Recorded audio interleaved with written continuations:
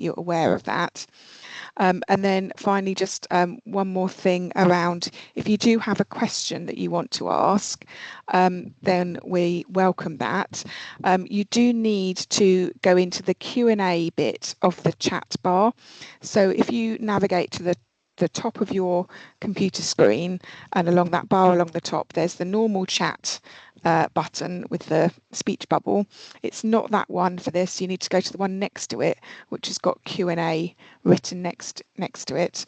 And if you just type your question in there, then you will either get a typed response back from one of us, or we will try and answer any questions at the end if we still have any time that we can do verbally. So do feel free to put your questions in that Q&A box throughout the presentation. You don't need to save them up to the end, and we will try and catch them as we go. So next slide, please, George. So this is our agenda for today. So it is the very first parent briefing that we've done, and we just wanted to use it as an opportunity to talk you through some support that's available, particularly focusing on the early stages of identifying a SEND need and the support that you can get. And then at the very end, we will do some myth busting, because we know that there's some things out there that just absolutely aren't true, and we just want to make sure that you can access the support available without feeling like there's any barriers. So let's go to the next slide, and I'm handing over, so I'm going to turn my camera off. So thank you. Good morning, everyone. I'm Caroline Marriott. I'm head of the SEND service for Buckinghamshire Council, and I'm going to talk to you about identifying special educational needs in our children, and just talk you through some of the main areas of need this morning. So we talk about 4 broad areas of need when we talk about special educational needs, and they're up for you on the slide. So we talk about difficulties with learning and progress, and that can cover a whole range of things, and some of these bullet points that are listed may well be things that you recognise for your child. We talk about communication and interaction needs, and again, this is a really broad range of needs. This can be about expressing or having difficulty understanding either themselves or others. It can be about those struggles with social interaction, and it also may be difficulties in understanding language and instructions. And we also then have around emotional and social development. And again, we've put a few indicators of the sorts of things that can cover. And then finally, we talk about physical and sensory needs, which can cover a wide range of needs, again, from very, very specific needs right through to really profound and multiple needs. Next slide, please. So if you do identify that you think your child may have a special educational need, and that you see some of those things, and you recognise that maybe your child does have difficulties with social interactions or is struggling to make progress in their learning, there are a range of things that you can do. So first and foremost, we'd always encourage you to talk to your child's school or setting. That might be arranging a meeting with their class teacher, or it might be about arranging to meet with the SENCO, so you can share your concerns and actually see what support is already in place. And you may well be surprised about the support that is already being offered, and that is offered as part of the school's or setting's usual approach to meeting the needs of every child. So, and if you do then discover that your child's already receiving some level of SEND support, you can then work with your child's setting on understanding this process and the progress your child might be making. And part of that SEND support should always be about assessing children's needs, planning the support strategies, and then assessing how well they're doing. And we always refer to this as the assess, plan, do, review cycle. If your child is already receiving SEND support within the school, it's then a really good opportunity to be able to review that support and plan together further with your setting. And then to be able to stay in regular contact. So along with the setting, you're monitoring how that support is going. Next slide, please. So we always want to emphasise that there's a lot of support that can be made available really easily, really quickly, via the school, and without the need for an education, health and care plan. And we talk about that as being a SEND support plan. And we've listed here the range of benefits that there are in relation to SEND support plans. They're quick to put in place. So it can be implemented by the setting. There's no need to wait for wider assessments or paperwork. So your child can start getting help straight away. They can be flexible and tailored. So this really is about an individual plan for your child. They encourage early intervention because the support can be quick to put in place, and many children will make great progress with a SEND support plan alone because it's designed to meet needs early, to stop issues escalating, and to ensure children are getting the support they need when they need it. It's about it being a collaborative and ongoing approach that you can work closely with your school setting and any other professionals that your school then may draw on as part of that. And then if that support in itself wasn't enough, that's when the potential for an EHC plan comes in, where actually it showed over time and through the result of those assess plan, do review cycles as part of the SEND support plan, that the needs are more complex and more enduring, and that we can start to think about moving to evidence the need for an EHC plan. Next slide, please. Okay, and I'm now going to pass on to Hayley at this point. Hello everyone, my name's Hayley Abel. I'm the Early Years SEND Access and Inclusion Manager, and I'm going to talk about how SEN support works within the early years. And by early years, I mean childminders with those children right through the EYFS, so the early years foundation stage, which includes nurseries and school reception classes. So the way that children have support, SEN support, is through the early years settings, but we support them to enable that to happen. So the way that we do that is that every setting has a key contact to be their first port of call. Early years settings do also have a SENCO, and we also act as the SENCO for childminders. So childminders are in groups so that we can support them in that way as well. Within the early years service, there are a team, my team are the SEN team in early years, and there's a group of early years SEND advisors who are our specialist teachers in that service, all with a range of early years experience, both specialist and mainstream, as well as expertise in working with young people with SEND. And we offer virtual consultations to settings to support in specific areas of need, but we'll also support with general SEN, giving advice, delivering training. We may also do specific visits for around particular children. If that was the case, then the setting would reach out to parents and ask for parental agreement in order for us to do that, so that we can all work together, and that parents are invited to feedback or will have a conversation with us as well at some point about what we're trying to focus on. And that agreement sort of explains the role in our setting and how we work, how we model strategies, and things like that.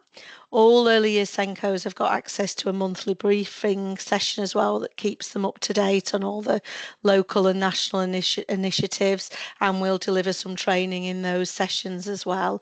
And we liaise with the speech and language therapists, for example, to develop visual support packs that anyone can access on our website, that are a really good starting point should anyone want to use them. and there are some for older children, as well as those that are specifically aimed at supporting transitions too. We have a CPD offer to all early years practitioners, so they have Senko training, training on autism, physical development, sensory support, and all that training also includes wraparound provision, so breakfast and after school clubs, holiday clubs, so what we call the out of school sector. So it's useful to think of early years in terms of early years and childcare. It's not just those children that are under 5, but we support all those settings too.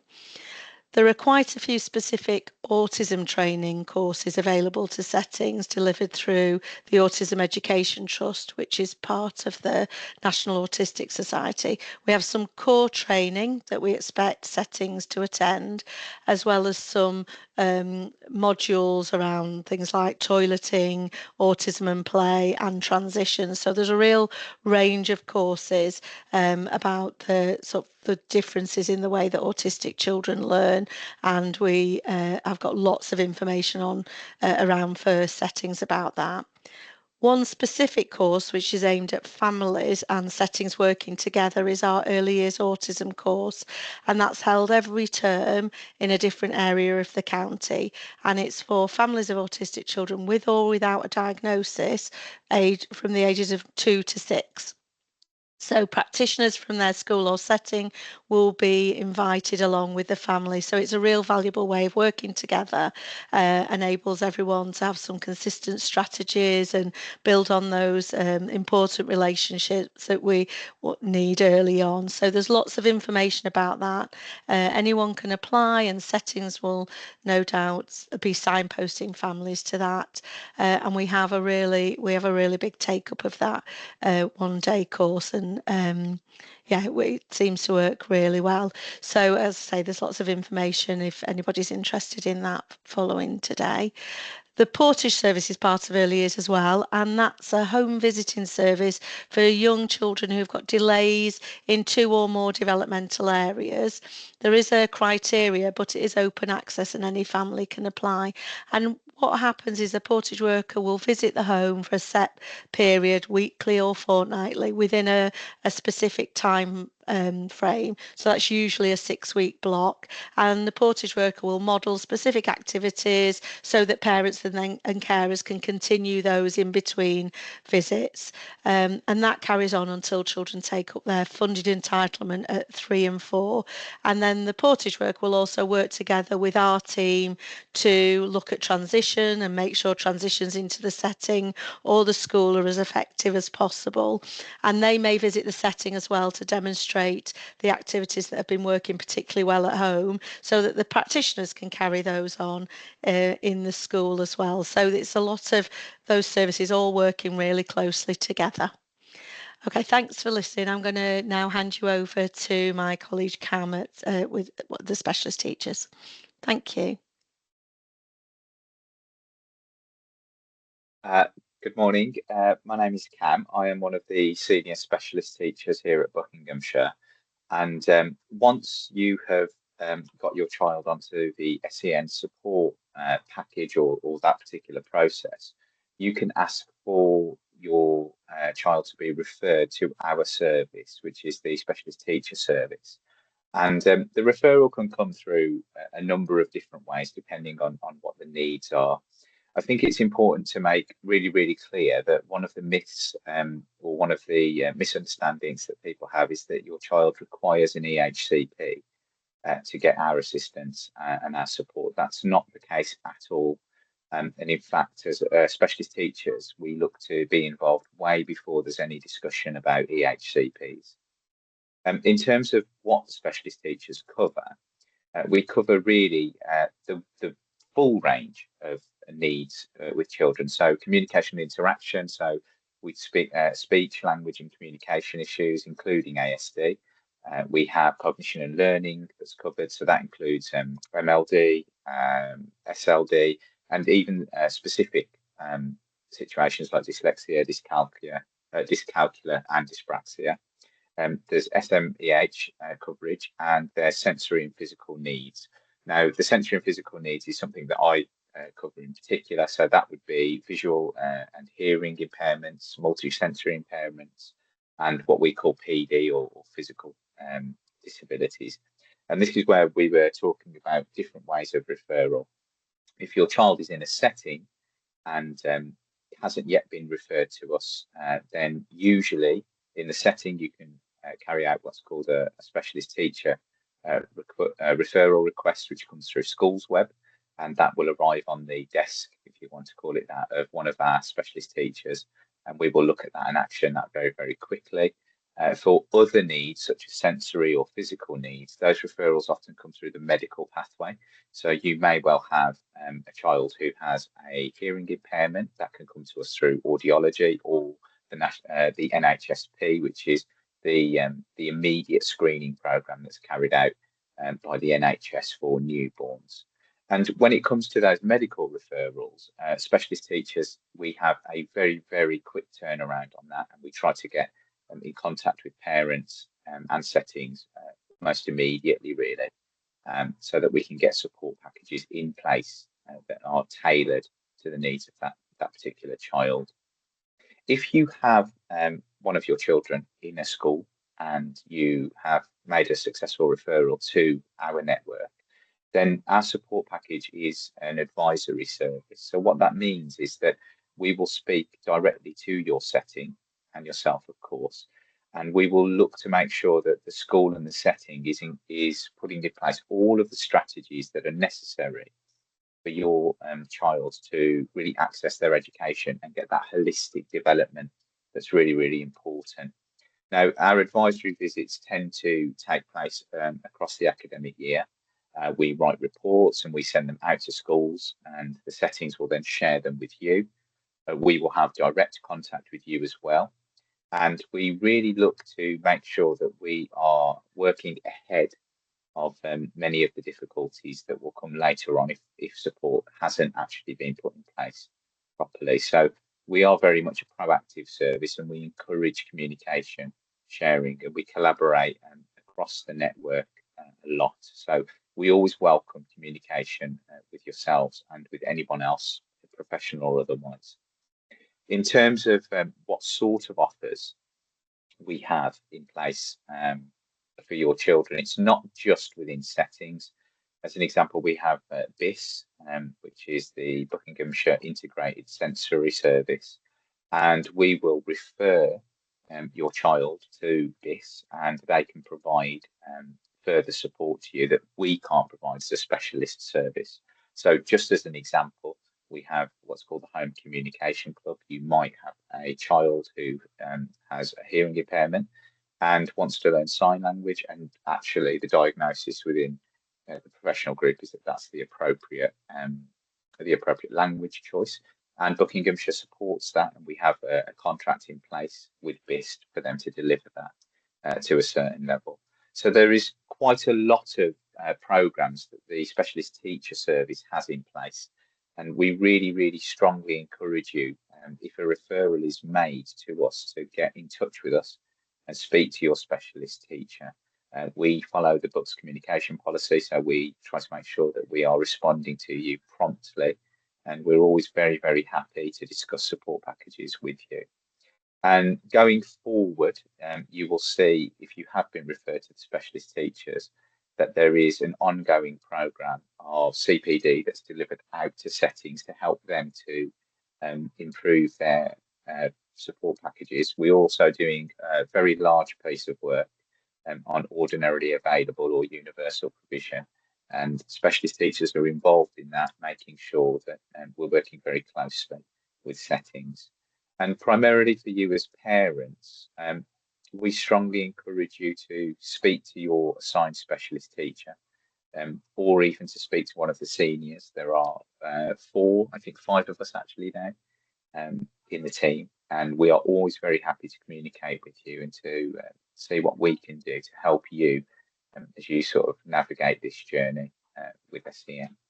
So that's it from me. I'm going to hand over to our next presenter now. Thank you, Cam. So hello everyone, my name's Grace Jones. I'm a Senior SEND Development Officer in the SEND Improvement team. I'm just going to start to talk through now some of the online resources that are available for you to access yourselves as soon as you kind of start to embark on this journey around SEN and your child or young person. So really starting at the beginning there and linking with what Caroline was speaking to you about at the start of this presentation, we have a SEN support toolkit available on our website. So it's predominantly designed for settings to help them put that SEN support in place in the setting.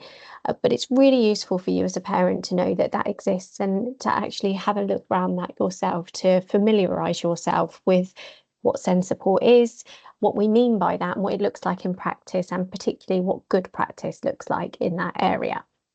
Another piece of guidance that we have on our website that's also might be useful for some of you is our EBSNA guidance.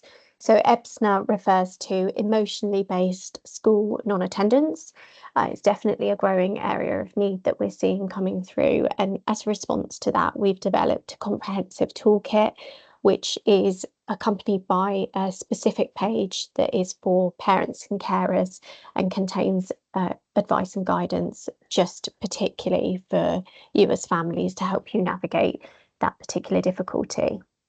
Another piece of advice that or support that I wanted to signpost you towards was our early years service website. So Hayley has spoken you through some of the specific things that are delivered by the early years team, just letting you know that that website exists there so that you can have a look round and navigate for yourself in a little bit more detail if you're interested in learning more about that.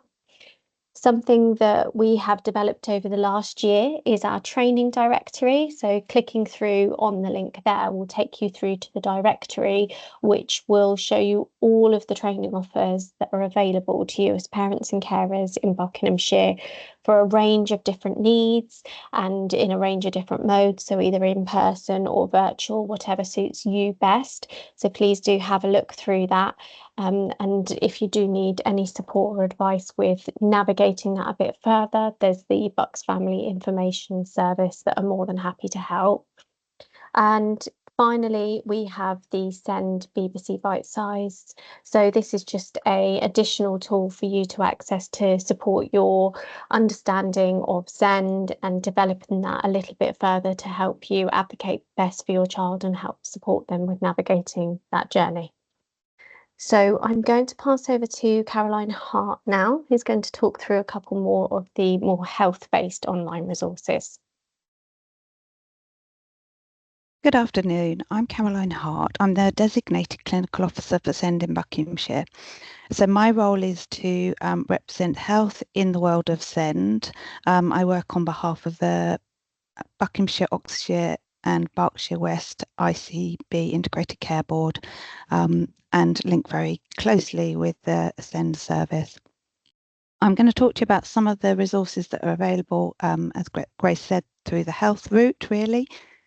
So if we, all of these have got links to them, but Autism Central is a regional resource for parents and carers. It includes a directory, it's got advice, workshops and events, and you can also have a one-to-one appointment with the team there. We have our NHS services, which are broadly speaking, the link will take you through to Buckinghamshire Healthcare Trust. Buckinghamshire Healthcare Trust provide a therapist service, so that's physio, OT and speech and language therapy, health visiting, school nurses and a number of other services such as community paediatricians and our learning disabilities team. All of the services offer a range of support, advice, training offers, webinars, particularly the therapies. You'll find this training on various speech and language therapy needs, sensory awareness, just a range of training offers on there. Very much worth exploring. And they also, through there, you can book to attend one of their advice lines. So that's where you can have a one-to-one appointment with a therapist and chat through any concerns that you've got. Moving on, we've got the CAMS single point of access. So that's Child and Adolescent Mental Health Service, single point of access, or SPA.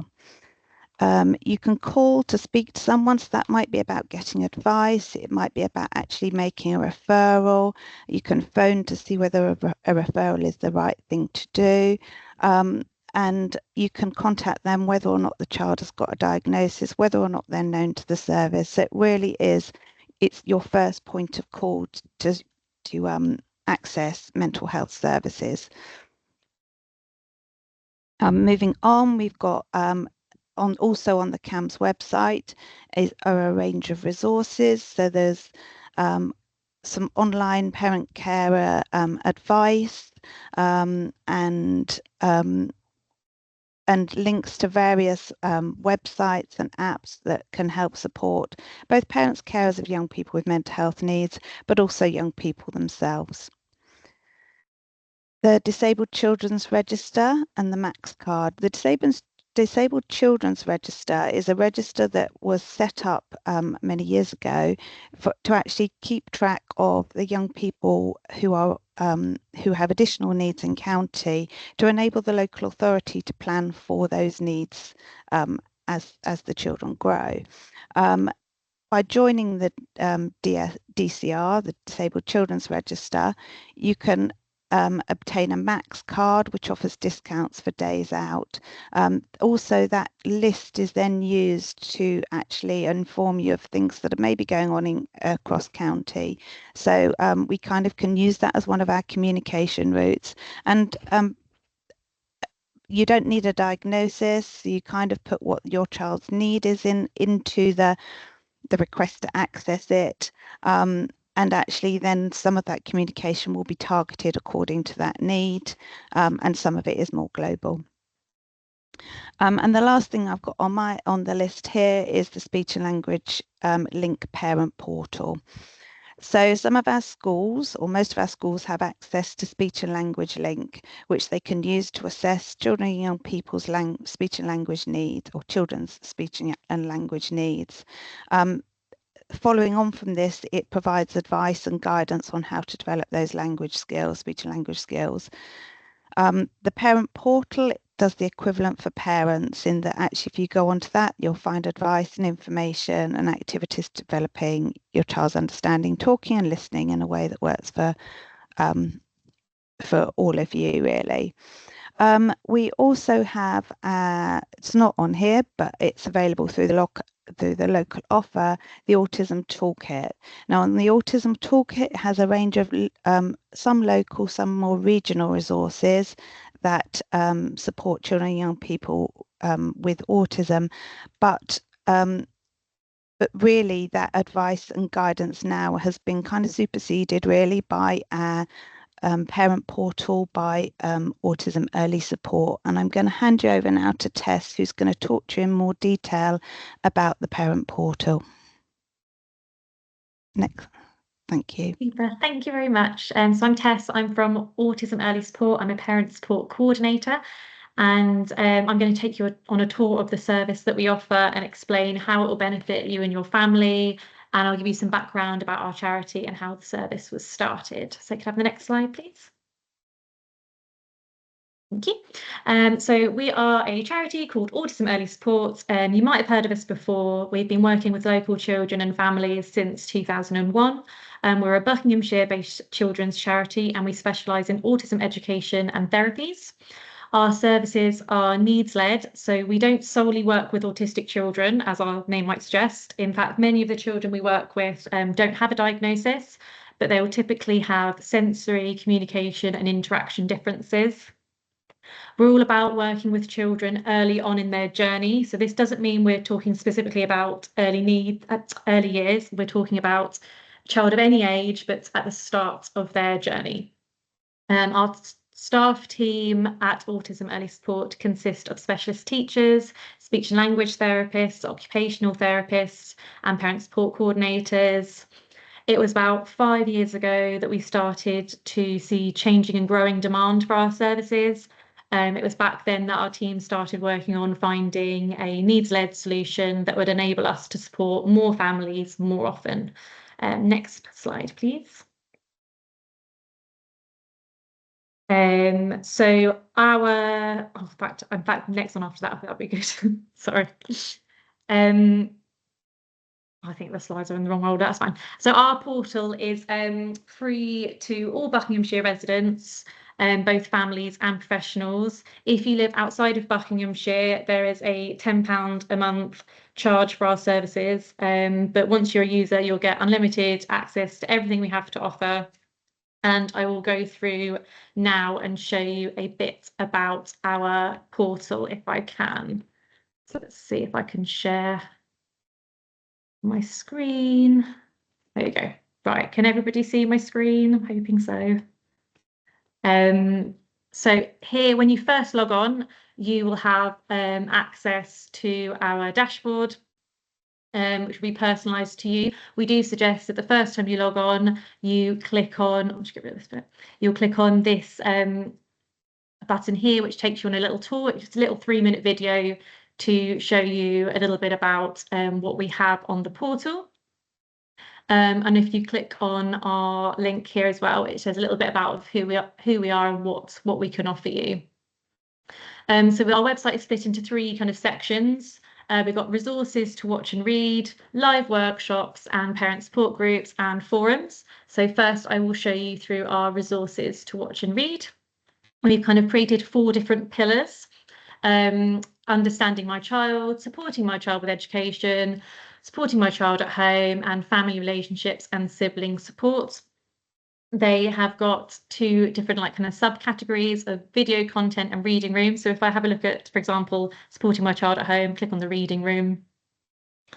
And here you can see it's split into different categories. So supporting emotional regulation, and there's some different topics there you can read about. Supporting communication, play and interaction, daily routines and self-care. And you can just click on those and download those at any point and have a little read about anything that you think is relevant for you and your family. If I go back, I will also show you the video content for the same section.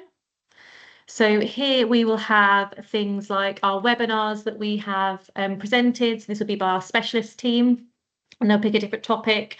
So for example, communicating emotions or communication at meal times. We also have guest speakers on a lot, so there'll be more specific topics. So for example, this one here is about supporting young autistic people through burnout. So if you aren't able to attend some of the actual live workshops, we'll upload them up here so you can watch them at a later date. We also have bite-sized videos, which are much shorter videos. We're thinking about 4 or 5 minutes long here. So if you haven't got the time to watch a 1-hour, 2-hour webinar, but you want to still learn about a specific topic, we might have little bite-sized videos for you to view at your own convenience. I mean, I had some parents that they find that the most convenient time for them might be 11 o'clock at night, and they've just got the child sleeping next to them, and then they'll have their phone in one hand and some headphones, and they'll be able to just watch a little bit of information because that's the only time that they have available. We recognise that our families are often very time poor, so we're trying to get as much content out there in lots of different ways that will work for everybody. So that is that area of. Oh, actually, one more thing before I forget. One everything is quite useful up here is our search bar.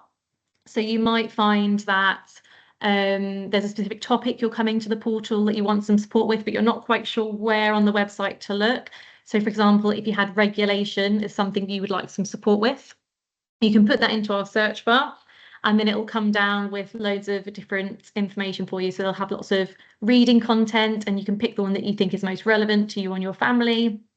We've got content for watching that you can have a little flick through, and then we'll also have any live sessions that are coming up that are also to do with that topic that you can then book onto, which kind of brings me to my next kind of section. If I get back to the dashboard, which is here our live workshops and our parent support groups.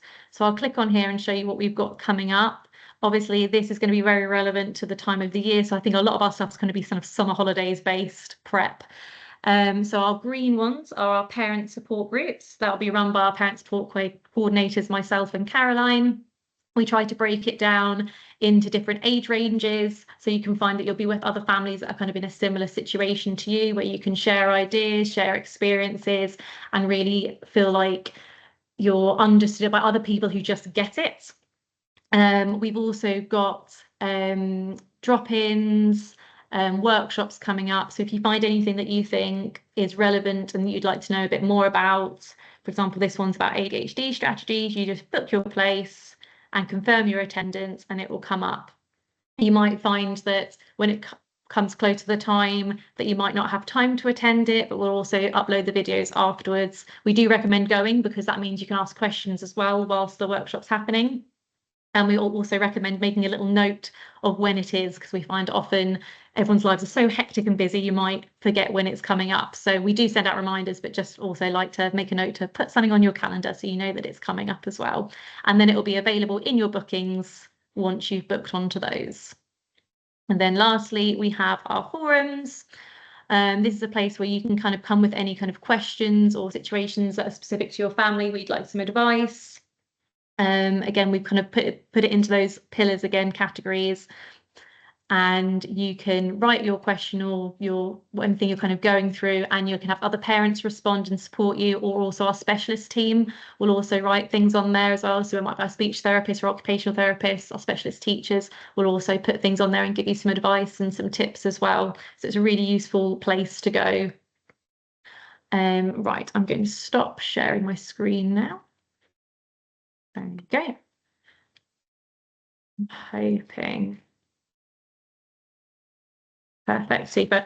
Just before I finish, I just want to say that hopefully you found the parent portal a helpful place to go. That's it, thank you. The website's just at the bottom there for you. Hopefully you find it a helpful place to go. Like I say, it's free to all Buckinghamshire residents. And so thank you for listening, and we hope to see you on the portal soon.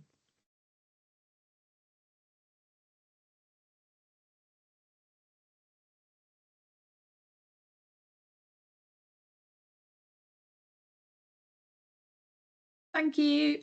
My name is Susie Webb. I'm one of the lead partnership practitioners from the Family Hub team, and I'm just going to talk about the Family Hub wider network and how the Family Hub team Family Hubs fit within that, and what we have to offer to support families of children with SEND. So Bucks Family Centres now work under the Family Hub model and are part of the wider Family Hub network. The aim of the Family Hub network is to provide early support to families in the community across the county so they can access support more easily, more appropriately, and when they need it, in places that they find easier to access and more local to them than having to go to specific places or specific organisations to get that support. It could be that is schools, libraries, youth clubs, it might be your GP. We even have cafes and restaurants that are joining, as well as our 16 family centres across the county. You can identify organisations and settings that are part of the Family Hub network by looking for the logo on their Bucks Family Information Service record, or seeing the logo in their windows and reception areas or lanyards, and it should be on posters and letterheads that you see from those organisations as well. Next slide, please. So these are some of the logos that you'll see to help you identify members of the Family Hub network. And like I say, they'll also be hopefully wearing these blue lanyards. Next slide, please. So just to talk about how family centres and the Family Hub teams fit within that wider Family Hub network. Next slide, please. So the Family Hub service coordinates and forms part of the Family Hub network, but we also offer a wide range of services from our 16 family centres, and they are spread all across Buckinghamshire. You can find more information about the family centres by visiting the record on Bucks Family Information Service website. 3 of our sites, one in each locality area, are our family Centre Pluses, which means that there are staff on site 9 till 5 Monday to Friday, there to support, give advice and signpost families, and you can walk in, email or phone to get advice from those sites. And they are South Court Family Centre in Aylesbury, just tucked behind Aylesbury College. They're Mapledene Family Centre in Wickham and Newtown Family Centre in Chesham. And you can also access information, advice and signposting from Bucks Family Information Service, and their contact details are there at the bottom of the page. Next slide, please. So across our family centres, we have 1 or 2 universal early years sessions running at each centre every week. And these are open sessions that families with children under 5 can access. They're always free and there's no booking for our universal sessions, so you can just turn up and join in. During holidays, these are open to siblings up to the age of 10, and appropriate activities will be provided for those slightly older children. The sessions are very informal. It's kind of learning through play, lots of access to messy play, arts and crafts, outdoor activities, as well as sensory play. And we have an early years member of staff present in each of those sessions. So they're a really good opportunity for a first point of contact for information and advice if you've got any concerns about your child's development. Next slide, please. So family centres also offer free parenting programmes. As you can see, there's courses there that are available for various ages. The first one that we offer is our Little Talkers, which is 18 months to 3 years. And as you can probably guess, that's to do with speech and language development for children. And then we go on to the 2 that are more around parenting, which is the Nurture programme for parents of children aged 3 to 11, which is for parents only, don't take children to those sessions. And the Talking Teens is for 11 plus, parents of 11 plus children and young people. For both of those parenting courses, the Nurture programme and Talking Teens, they are appropriate and open to parents of children with SEND, and the facilitators will be able to discuss with you how you kind of adapt and choose which of the strategies from those programmes might be appropriate to try with your children and young people. And then we also do the Keeping Your Child in Mind, which is for parents of any age, child or young person, and is around finding ways of working more collaboratively as parents if you have if you're experiencing conflict in your parenting styles. Next slide, please.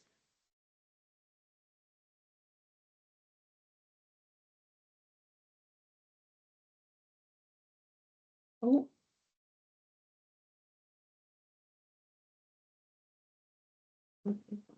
My slide hasn't changed. I don't know what anyone else can see. I'm going to try and take over the sharing, Susie. George sometimes has issues with his laptop freezing. Okay. And that may be what's happened here. So let me have a go. That's all right. See if I can. Perfect. I will do it properly. Just it's a bit slow. There we go. Thank you very much. Thank you. So we also offer a range of young people's courses, which are available to a variety of ages. So the Wellbeing Matters is for 7 to 11-year-olds, and that is very much what it says on the tin. It's about friendships, identifying what a good friend looks like and how to be a good friend. It's about self-esteem and the 5 ways to well-being. And then also for year 6s,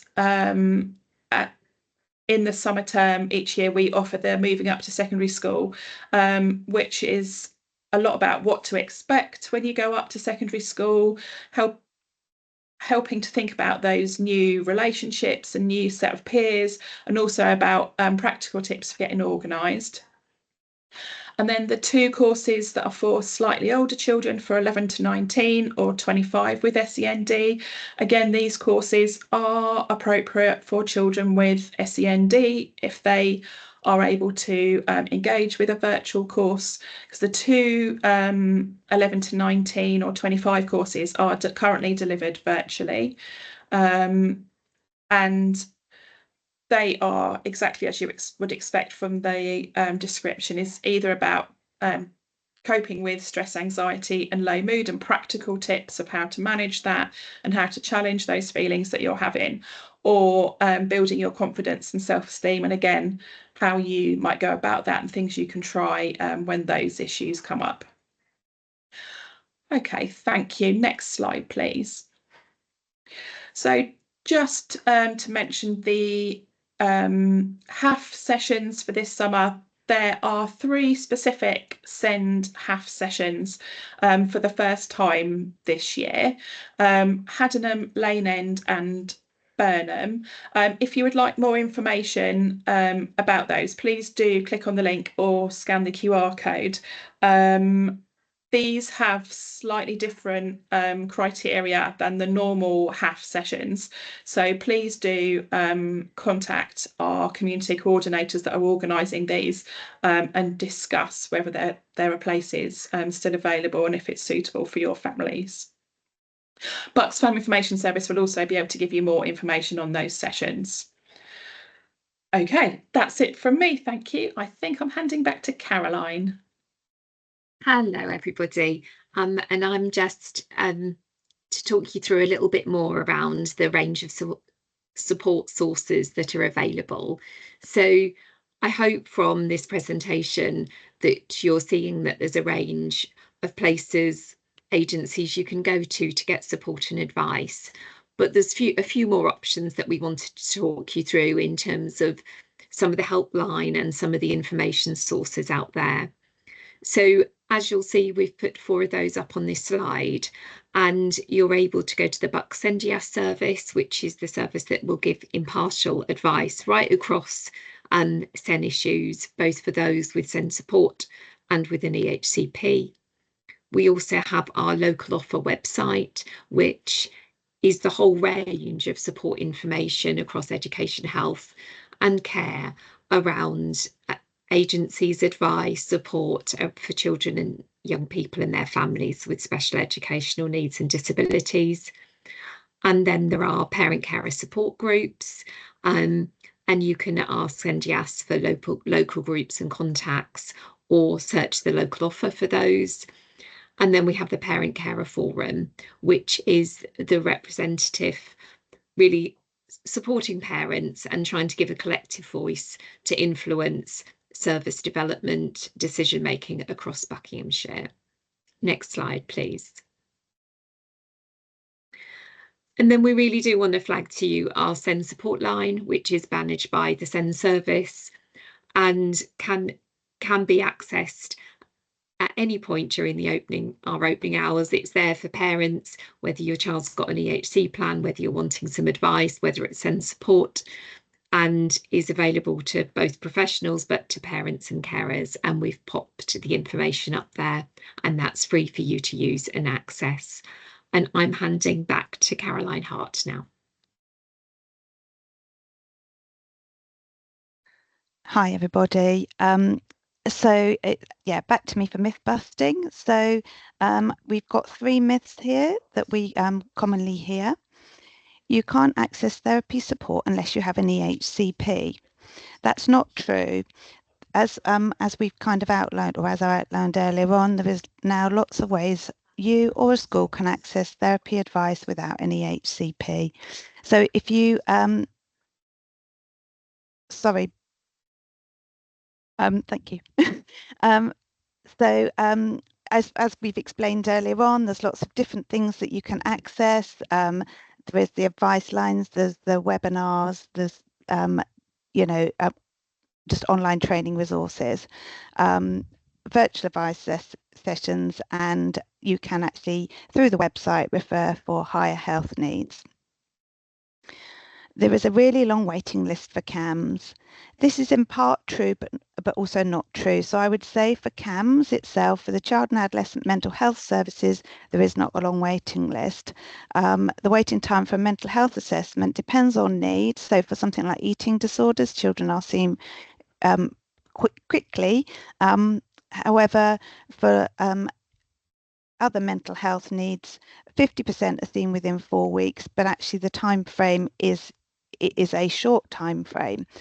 If your child is waiting for a neurodevelopmental assessment and they are over 5, the current waiting time for that is approximately 3 years, with the average waiting time being about 18 months. So some are being seen quicker, and there's been lots of initiatives around that to actually try and work through that waiting list to reduce the waiting time on that. So we anticipate that beginning to come down now. And our third myth is you will need a diagnosis in order to access support. This isn't true. All of the services we've spoken about today do not require a diagnosis. Hopefully, all of the things we've talked about, you may or may not know about, but we'd really encourage you to use them and tell other people about the resources that are available out there for people to use. Your child can access both SEND support and EHCPs if required, and no diagnosis is needed. What we are working towards in Buckinghamshire is a needs-based approach. So we've started our work on this. It means, we do have further to go on it, but it means that a diagnosis should not be a barrier to access support. Services will be provided based on the presenting need, not on the diagnosis. And we do know that even if your child has a diagnosis of autism, we still need to understand those needs that are being presented through that diagnosis. The autism might be the larger label for it, but actually it's the individual components that is and the support that's required around that is the important part. So I'm just going to hand back over, I think now, to Lucy to finish us. Thank you. Thank you, Caroline.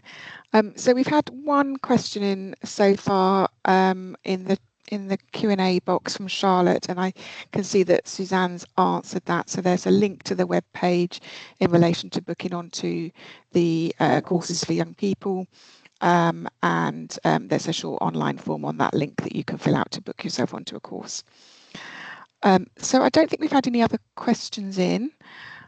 So thank you everyone for your attendance today. As I said at the beginning, this is the first time that we've done one of these information sessions. We are planning to do more, but if there's particular things that you would find helpful to hear about, then please do drop us a line or put it in the Q&A so that we understand what you would be interested in hearing about. Also, if you've got any feedback around the timings or how it's worked for you, then that would be really helpful to hear. But otherwise, thank you so much for coming along today, and enjoy the rest of your day. Thank you.